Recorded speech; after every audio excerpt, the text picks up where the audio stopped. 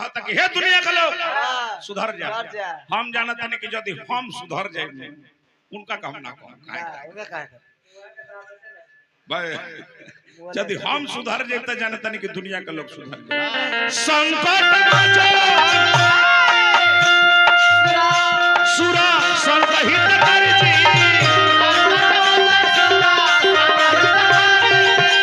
अनिल भैया हमारा कदल बने पुरस्कार हार्दिक हार्दिक स्वागत बा अभिनंदन बा वंदन बा। अब बजरंग बोली राउ दास शिकारी जी और कहो हमारा गुड्डू बाबा कहता नहीं जे अनिल भैया का साले साल लड़का होगा को लड़का बड़ा सो अभी तक भैया 12 रे उता तू मर्द तरह जा 13 गो लड़का हो गेला सत तू मशीन के गजन क के तू बिक देला हो। संकट मोचन सुरा संहित करी जी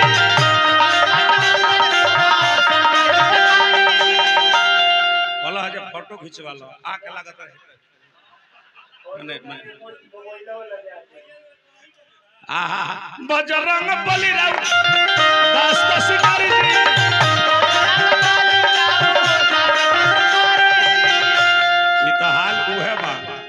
एगो धोबिया का कहे जगह पर चढ़ तो कहे कि ना चढ़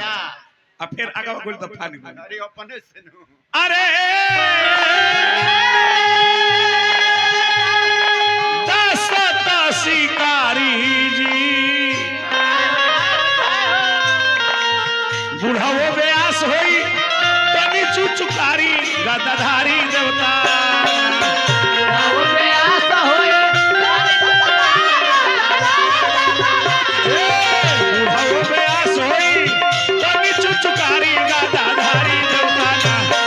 सुमिरन में मन पारी गदाधारी देवताना गदाधारी देवताना। जय हो शनिचरा बाबा।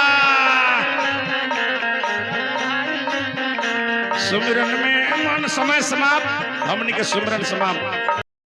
हाउ एगो लड़का कहता कि बूढ़ा जी ध्यान दो क्या ध्यान दी 5 साल पहले सुमिरन के अजीत हलचल के गावल की सुमिरन आई 4-5 बरिस के पहले अजीत हलचल गा के छोड़ दल आ वो सुमिरन के तू गावता रह यूट्यूब चैनल निकाल के देख लियो 4-5 साल पहले के सुमिरन। राधा कृष्ण पहलवान गायकी में 3-4 गो अखाड़ा चलेला एगो गायत्री बाबा के एगो राधा कृष्ण पहलवान के एगो धुरान काका के एगो गुलाब शर्मा के ई कुल नामी अखाड़ा हनु जी अश्लोक कन्या ब्याह जी लोथा जी तनी हमारे बात पर ध्यान दे। देवी हंस वाहिनी तू हंस सी उड़ान भरी याद करो दूसरा के कम से कम बाती यदि शहरों कहतर तो याद करो ई का कहले है कि देवी हंस वाहिनी हंस सी उड़ान भरी ई का उतर जे कविता कला की पिंगला पढ़ाती जा माने पिंगला हो पिंगला आ जिंगला धइल बा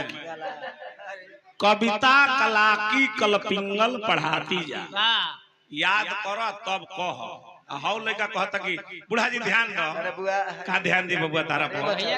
अब तारा पर हमरा ध्यान न देबे के पड़ी उनकर ऐसा ना कियनु कि तकिहे सोनबरी सा आ मुंह कइले बड़े केसरी धन गाएंगे हे तरे कइले बा हे तरे अरे